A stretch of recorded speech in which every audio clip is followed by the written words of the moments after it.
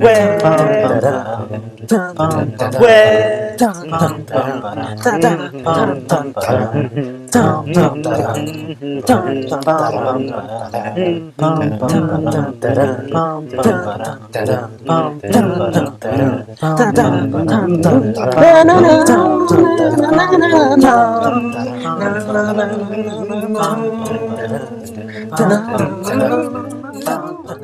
Ah, la fusée lavalloise. Les premiers hommes à aller sur la Lune ont dû utiliser une fusée semblable pour s'y rendre. D'ailleurs, ils étaient prêts à y risquer leur vie. Mais dis-moi Alex, comment est-ce qu'une fusée fonctionne? Eh bien Ryan, pour qu'une fusée réussisse à voler de ses propres ailes, il faut d'abord que l'ensemble de la structure de la fusée, vois ça comme ta boîte à lunch avec plein de collations, doivent travailler ensemble main dans la main pour combattre la gravité. Les principes physiques utilisés pour qu'une fusée monte vers le ciel sont les mêmes qu'au début de la conquête de l'espace, notamment grâce à la troisième loi du grand scientifique Isaac Newton. Tout d'abord, il faut comprendre quelques bases de la physique. Une force est une interaction. Elle est exercée sur un corps par un autre corps. La troisième loi de Newton s'appuie sur le principe qu'une action engendre toujours une réaction équivalente. Les forces viennent toujours en paire. Il faut voir ça comme un vieux couple inséparable. Prenons un exemple. Lorsque tu veux sauter en trampoline, tu dois pousser avec tes jambes vers le bas, donc tu appliques une force avec tes jambes à l'aide de tes muscles et de ta masse vers le trampoline, l'action, pour ensuite remonter, rebondir dans les airs, la réaction. Et c'est pareil avec la fusée. Pour qu'une fusée décolle, elle va éjecter énormément de gaz par combustion vers le sol grâce à un moteur fusée. Ça, c'est une machine qui éjecte des gaz en chauffant des produits chimiques sans l'oxygène, ce qui lui permet de fonctionner dans l'espace. C'est magique. Le moteur éjecte beaucoup de gaz pour réussir à créer une force dans le sens contraire, donc une réaction à la force qu'elle met vers le sol, donc pour se détacher du sol.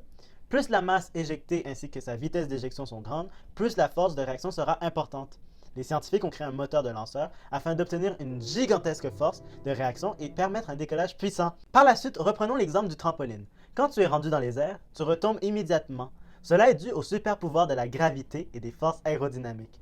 Pour faire ça simple, il y a une force opposée à la force de réaction qui va venir te faire retomber vers le sol. Et c'est ce qu'on appelle la force de gravité, la force gravitationnelle. Et elle est causée par l'attraction entre deux corps, nous et la Terre. Rappelle-toi, toutes les forces viennent en paire. L'exemple du trampoline est trop faible pour montrer la force aérodynamique.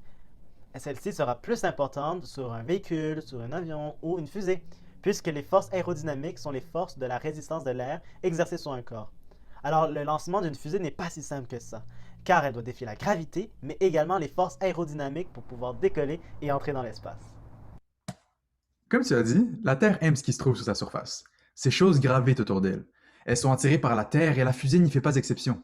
Pour pouvoir rejoindre l'espace, une fusée devra quitter l'attraction terrestre. Comme quand tu veux sortir des bras de ta mère. Toi, comme la fusée, devront être suffisamment vite pour pouvoir sortir des bras de votre mère. À l'Agence spatiale canadienne, nous pouvons observer d'anciennes fusées. Et comme on peut le voir ici, une fusée, pour quitter l'attraction de la Terre, sera composée de plusieurs étages avec beaucoup de carburant dans chacun. Chaque étage a son propre carburant et le consomme par lui-même. Donc une fusée devra comporter plusieurs étages et donc être très très lourde, pour pouvoir voler haut et quitter l'attraction de la Terre, les bras de sa mère. Ça n'a pas l'air logique, n'est-ce pas? Comment une fusée peut-elle réussir à voler plus haut si elle est plus lourde? En fait, c'est tout simple, elle ne le fait pas. Mais Ryan, que me dis-tu là? Comment ça, elle ne le fait pas? Eh bien Marcel, Alex, pour réussir à quitter l'attraction terrestre, une fusée a besoin de beaucoup de carburant, et elle n'aurait pas assez d'espace si elle avait été plus petite qu'elle ne l'est déjà. Pourtant, ce carburant se consomme super vite, et il n'en reste presque plus après seulement 15 minutes. Donc ce que cela signifie, c'est que toutes les poches où il y avait le carburant deviennent vides et ne servent plus à rien, autre qu'être lourdes. Et vous le savez, si je lance cette pomme de 250 grammes vers le haut, eh bien elle montera plus haut.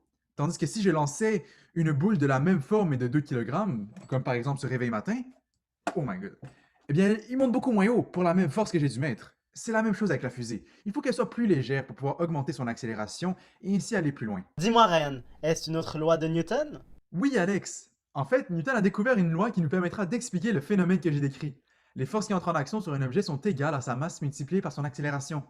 Donc plus un objet est lourd, plus il va falloir mettre de la force pour qu'il accélère. Mais ça marche aussi de l'autre côté. Donc si on veut que la fusée accélère plus, il faut réduire sa masse puisque la force que l'on met sur celle-ci n'augmente pas. Ainsi, les étages de la fusée, maintenant vides parce qu'ils ont consommé tout leur carburant, mais que va-t-on faire avec eux? Eh bien les libérer et les détacher de la fusée. La fusée est comme un enfant qui revient chez lui après une journée en glissade en hiver. Elle enlève ses couches petit à petit en commençant par le bas. Comme ça, elle est plus légère et donc la force nécessaire pour lui permettre d'accélérer et d'ainsi monter plus haut en augmentant sa vitesse sera plus faible. De ce fait, la fusée pourra atteindre une certaine vitesse beaucoup plus rapidement. Mais attends, Ryan, il faut d'abord expliquer ce qu'est l'accélération d'une fusée. Ah mais oui, je m'emporte. Merci Alex. Eh bien, l'accélération d'une fusée, c'est comme une voiture de course qui accélère. Elle augmente sa vitesse petit à petit. Et pour pouvoir quitter l'attraction de la Terre, sans fuir du câlin de sa mère, la fusée devra avoir une accélération de plus de 40 000 km/h. Une accélération qu'elle pourra atteindre grâce à la propulsion par étage. Donc, détacher les étages qui n'ont plus de carburant au fur et à mesure afin de réduire la masse de la fusée et ainsi augmenter son accélération. C'est très logique. Merci, Ryan. Toutefois, une question persiste. Non! On n'a pas le temps!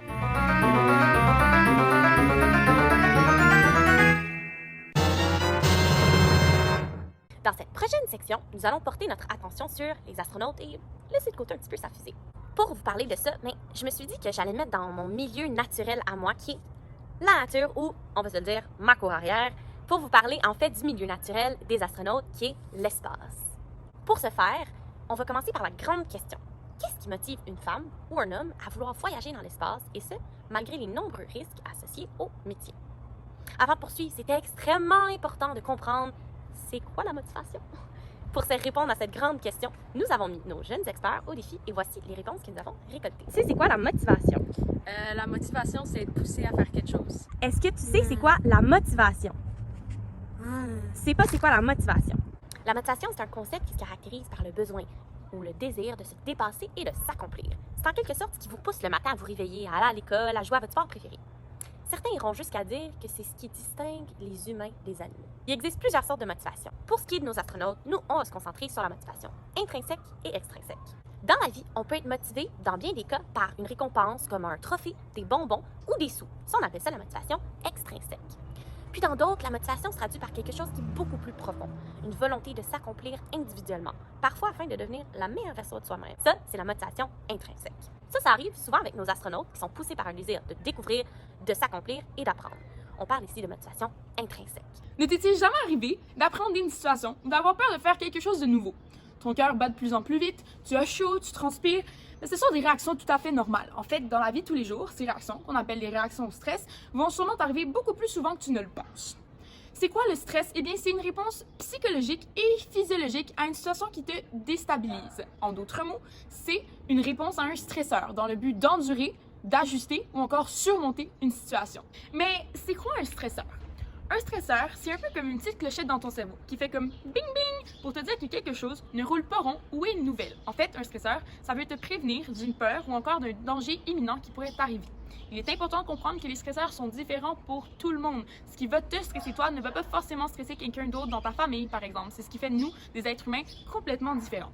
Il est aussi important de comprendre que les stresseurs ne sont pas forcément négatifs. Tu peux avoir très hâte de sauter d'un tremplin, mais quand même avoir peur de la hauteur de celui-ci. Dans le cas de nos astronautes, eux partent vers l'inconnu. Non seulement vers l'inconnu, mais aussi vers plein de dangers imminents.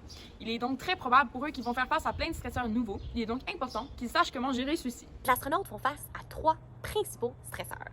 Le confinement spatial, l'isolement et le danger. Vous aurez peut-être remarqué que ce sont des facteurs qu'on connaît très bien étant en pleine pandémie. Malgré le fait d'être dans l'espace qui est un milieu infiniment vaste, les astronautes font face à une insuffisance d'espace.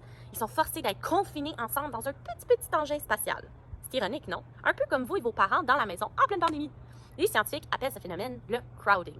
Ça, c'est quand il y a plein de gens en même temps dans un même endroit, tout amalgamés les uns avec les autres. Ensuite, il y a les fameuses sorties à l'extérieur de l'engin spatial, qu'on appelle les promenades dans l'espace ou sorties extravéhiculaires. Bien qu'extraordinaires soient-elles, les sorties extravéhiculaires sont un stresseur majeur que les astronautes apprennent à gérer pour effectuer leur métier unique. Enfin, il y a les prises de décision face à la vie et à la mort qui sont un stresseur en soi. C'est la raison pour laquelle nos astronautes doivent avoir des stratégies de coping extrêmement efficaces pour leur permettre de s'adapter à leur environnement. Personne n'aime être stressé. Essentiellement, lorsque ton corps va vivre une situation de nouveauté ou d'imprévisibilité, il va vouloir réagir au stimuli qui est le stresseur. Donc, comment il va faire ça? Eh bien, c'est en copant. Comment on cope, en fait, c'est que le cerveau va t'aider, encore par la pensée ou les actions, à surmonter le stresseur. C'est ce qu'on appelle des stratégies d'adaptation et il est important de dire que celles-ci se retrouvent sous une foule de formes. Par exemple, lorsque tu as appris à faire du vélo, tes parents t'ont probablement aidé à coper en installant des petits trous sur ton vélo ou encore en te montrant comment eux, ils faisaient. La situation d'apprendre du vélo est probablement une situation qui a été stressante pour toi au début, car c'était rempli d'imprévisibles et de nouveautés. Toutefois, avec le temps et en comport, tu as fini par réaliser comment il était possible de le faire sans stresser. Dans le cas des astronautes, il est nécessaire pour eux, afin de surmonter la nouveauté qu'est l'espace à leurs yeux, les différentes menaces possibles, ainsi que leur caractère imprévisible, de savoir développer des stratégies de coping adaptées et efficaces à leurs stresseurs, un peu comme tu l'as fait lorsque tu as appris à faire du vélo. Dans l'espace, le niveau de nouveauté et d'éléments imprévisibles est très élevé, donc la menace est constante. Les astronautes se doivent donc de savoir comment réagir à toute éventualité, donc à tout problème. Par exemple, afin d'habituer les astronautes à l'isolement physique et social qu'ils s'apprêtent à vivre, on va les envoyer faire des séjours dans le Grand Noir. De cette manière, ils ne vivent pas le choc social lorsqu'ils arrivent dans l'espace pour la première fois. De plus, afin de les habituer à la force gravitationnelle, des entraînements dans les mêmes conditions sont organisés. De cette manière, les astronautes préparent leur résistance, mais aussi leur mental. Finalement, afin d'éviter que les astronautes soient en choc lorsqu'ils se retrouvent dans de très petits endroits avec beaucoup de gens et beaucoup de matériel, des entraînements dans ces conditions sont aussi effectués. De cette façon, lorsqu'ils arrivent dans la station spatiale, ils ne sont pas choqués. Vers l'infini!